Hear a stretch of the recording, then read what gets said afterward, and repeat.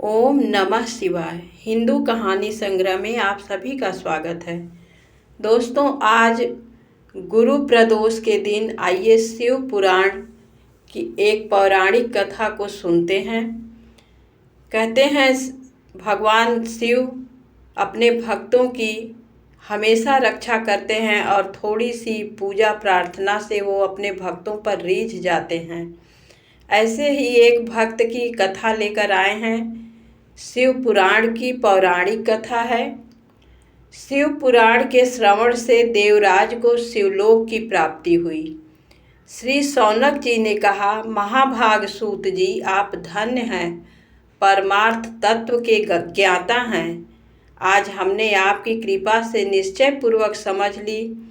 सूत जी, कलयुग में इन कथाओं के द्वारा कौन कौन से पापी शुद्ध होते हैं, उन्हें कृपा पूर्वक बताइए, इस जगत को कृतार्थ कीजिए। अब सूत जी बोलते हैं, मुने, जो मनुष्य पापी, दुराचारी, खल तथा काम क्रोध आदि में निरंतर लिप्त रहने वाले हैं, वो भी इस पुराण के श्रवण पाठन से शुद्ध हो जाते हैं। इसी विषय में जानकर मुनि इस प्राचीन इतिहास का उदाहरण दिया करते हैं, जिसके श्रवण मात्र से संपूर्ण पापों का नाश हो जाता है। पहले की बात है, कहीं किरातों के नगर में एक ब्राह्मण रहता था, जो ज्ञान में अत्यंत दुर्बल, दरिद्र, रस बेचने वाला तथा वैदिक धर्म से विमुख था। वह स्नान, संध्या आदि कर्मों से भ्रष्ट हो गया था एवं वेश्यावृत्ति में तत्पर रहता था। उसका नाम था देवराज। वह अपने ऊपर विश्वास करने वाले लोगों को ठगा करता था।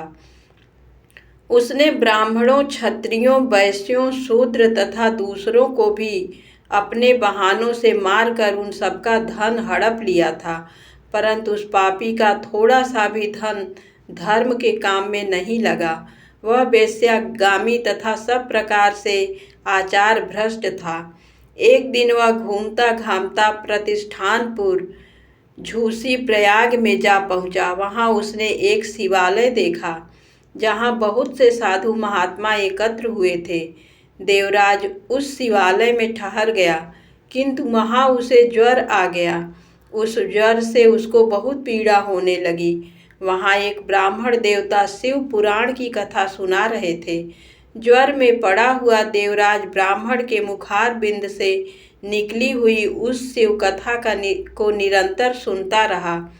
एक मास के बाद वह ज्वर से अत्यंत पीड़ित होकर चल बसा। यमराज के दूत आए और उसे पासों में बांधकर बलपूर्वक यमपुरी ले गए। इतने में ही शिवलोक से भगवान शिव के पार्षदगण आ गए। उनके गौर अंग कर्पूर के समान उज्ज्वल थे। हाथ त्रिशूल से सुशोभित हो रहे थे।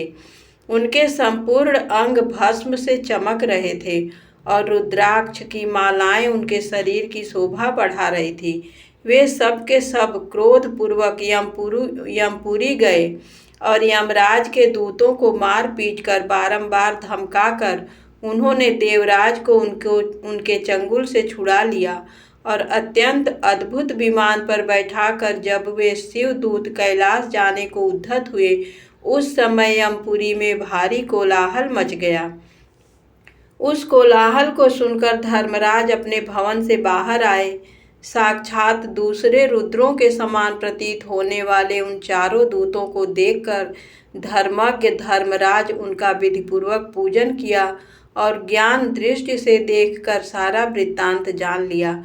उन्होंने भय के कारण भगवान शिव के उन महात्मा दूतों से कोई बात नहीं पूछी, उल्टे उन सब की पूजा एवं प्रार्थना की।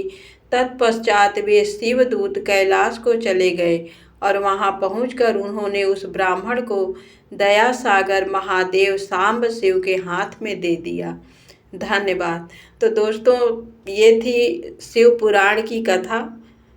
भगवान भोलेनाथ शिव पुराण की कथा या